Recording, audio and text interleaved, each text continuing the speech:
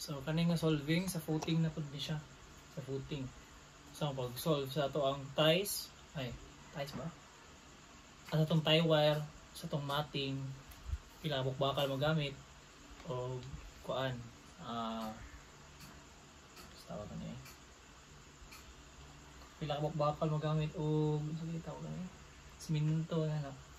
Siminto pila formworks pila frame nga board foot ato magamit. So sa previous video di ay itong column, di ba ang height na ato ay 6 meters, ato 6 meters. So sa isa column na kay 8. Ayun.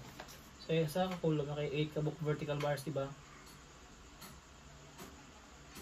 Meaning 8 kabuk padulong yun sa ubos, di ba?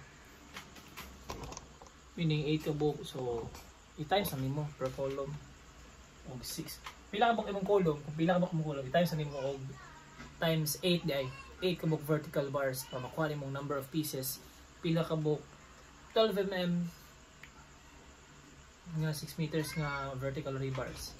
So mo to siya. So dito sa footing, let's say nga na ako'y amount nga 28 ka footing. 28 ka footing, then 0.8, 0.8, then ang H na ko is thickness na ko mismo. So pila may thickness na ko 0.3. Kani siya length ug width ug hakay mong thickness nimo pagbase ra jud kasi mo schedule schedule sa mga footings. So kani dara na siya. So yun ra gid siya i-solve.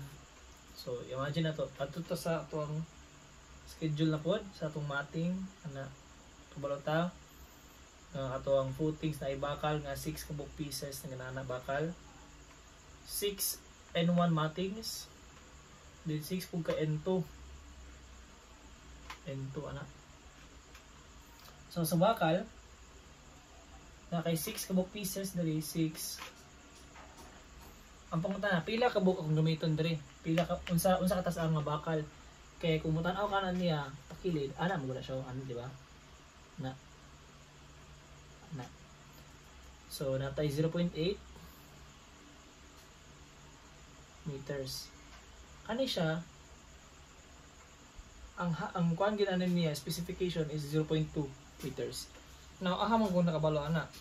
So kung moadto ka sa imong kuan construction notes diri sa S1, kung moadto ka sa construction notes diri sa bar at 12 mm kay 12 mm itong gamiton nga bar diri sa footing adto ka diri sa standard hook kay hook may tawag na. So 90 degrees kay 90 degrees mo ni siya adto standard hook 12 mm na kay 200 meaning 200 mm ni siya. So makuha na to sa isa ka bakal pa lang sa isa ka bakal na kay 800 mm plus 2 times 200 meaning na kay sa isa ka bakal sa isa ka anaan na 1.2 meters na. So more na akong gibuhat. So sa isa ka buhok 1.2 meters 1.2 meters na isa no. So i-times niyo siya og 6 sa N1 na kay 6 times 1.2 meters N2 na po kay 6 times 1.2 meters. Ano ang ginganin ako? Bahalag parehas la. Ginganin ako kay kabalo ko nga ako ba diha sa itong mga classmate is na mga naglahi-lahi og footing design. Basin din naglahi-lahi na nag-rectangular dili same ang dimension so matter gid siya. So matter gid siya no. So dirita. So diri gi-solve na ko ani is ano siya pila gi-solve yung 6 times 1.2 na kay 7.2 meters magasto pa lang daan diri sa N1. Sa N2 na po kay 7.2 meters. Kung i-add na nimo na kay 14.4 meters nga bakal ang magasto nimo diri sa isa lang ka footing. So kung i-times nimo sa amount sa imong footing 28 pieces so 14.4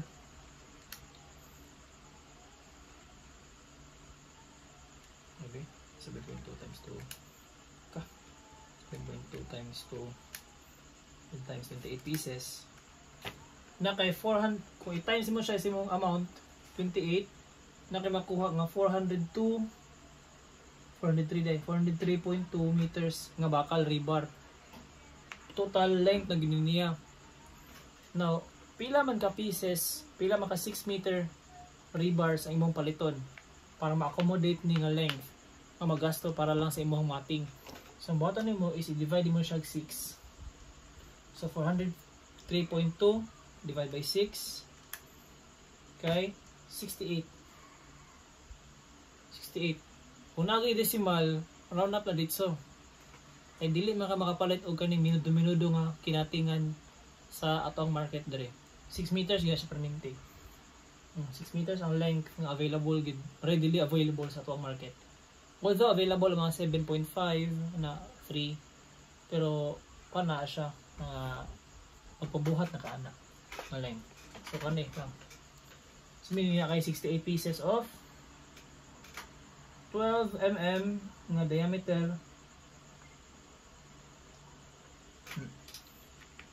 Base sa schedule. Schedule yap na siya kaya niya tong label.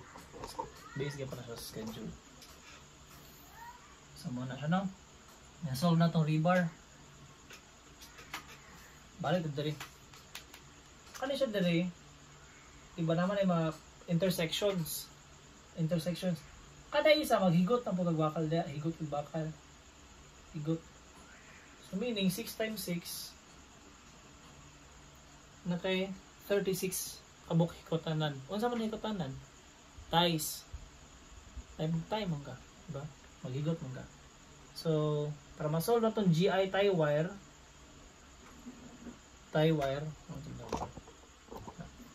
GI tie wire mga kilograms. First, pangitaon sa nato pila ka book intersection which is kani. Pila ka book imong hiktan. So 36 ka book kay mahigot mo dre 1 dre. Higot nimo dre, higot mo dre. So 6 times 6 36. Na 36 ka book ties. Times number sa imong footing.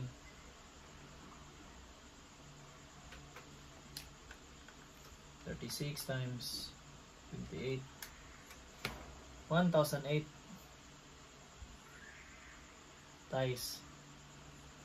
Now, para ma-solve, kay before natin siya ma-solve into kilograms, convert natin siya into meters. So 1008 times 0.30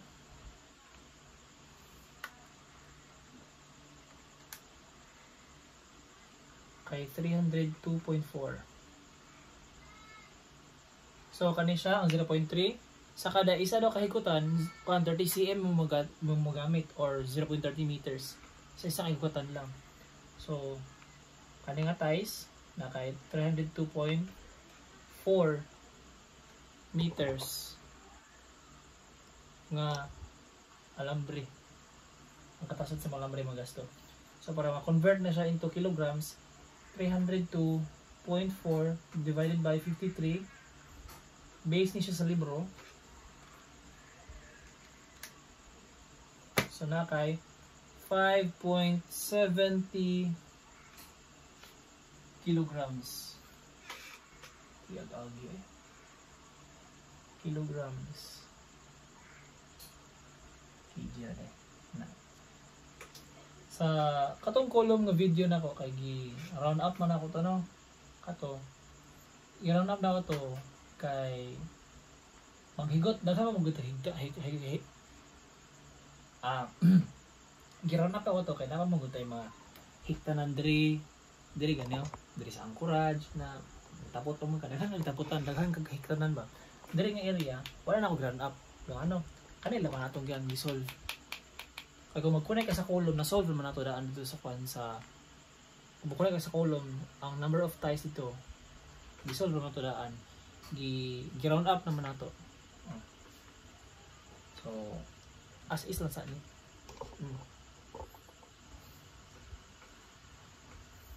So na-solve na itong GI wire, na-solve na po na itong matting sa formworks ta.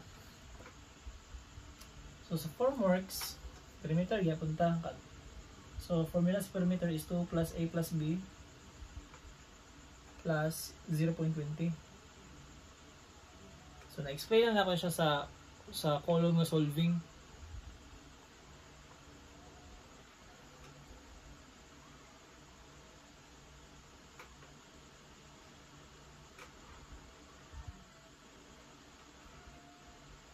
Same as the concept A ug B. So sa perimeter na to natay 0.8, 2 times 0.8 then plus 0.8 A plus B 0.8 plus 0.20. Atong 0.20 ihang overlap diri kani. Kama na siya 50 mm man isa, 50 mm. So 50 50 50 50 nakay 200 mo nang nga ay 0.2. Ano na ay 0.2 ang ato ang perimeter. So kung i-solve na nimo,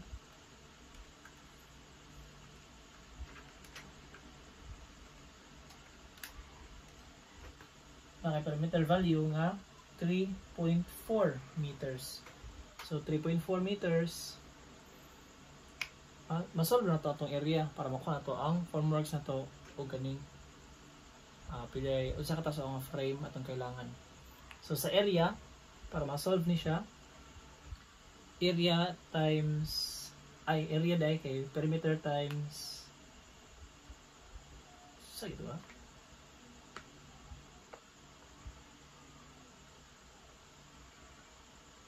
Okay. So perimeter times amount ganyan times height dahil times height then times pila ka bok footing nimo amount na. So perimeter times height ug imong amount. So perimeter nato is 3.4 times atong height ang 0.3 times atong amount 28 na area. So i-solve na to na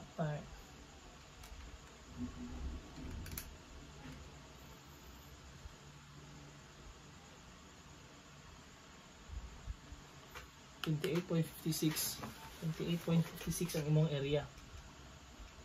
28.56 maklaro ba batiag dong kaagi 28.56 meters squared. So para makuha nimong number of plywood sa 28.56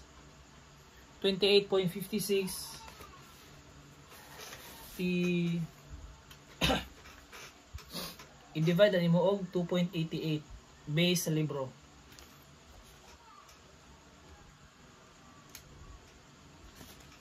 So 9.91. So round up kay dili ka makapalit og plywood nga minudo.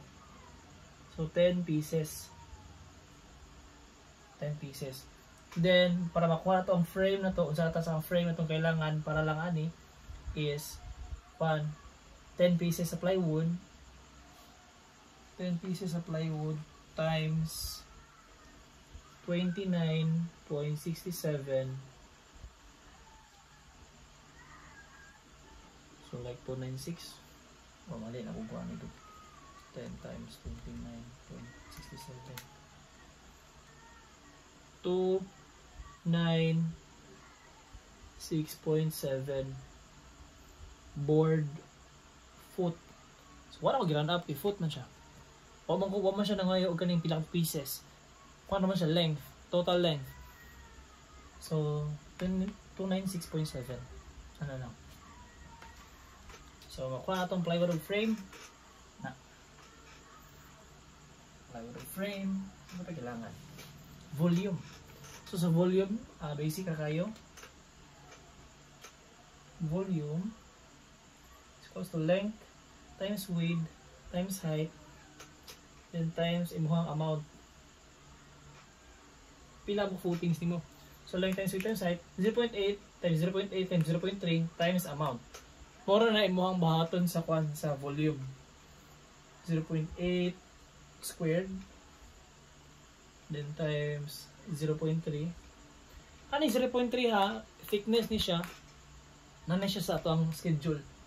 Then times imong amount 28 pieces. 28 pieces. Kung i-solve na nimo makuha ni mong volume. Then kung makuha ni mong volume,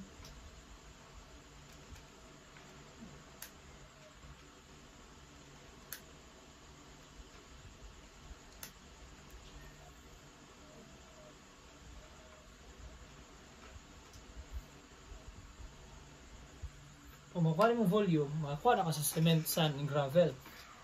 So, maato kasi mong libro na ay mga multiplier diri available for class mixture nga AA, napoy A, and then napoy B and C na. So, i-times lang nimo siya based sa iyang multiplier. Makuha nimo ang number of bags, sand, o kayong gravel. Sa sand and gravel, as is lang ha, walay round up hitabo, walay round up. Pero sa bags, kay i-round up nimo kay dili ka makapalit og minudo nga siminto. Always gala siya 40 kilograms mga bag siminto.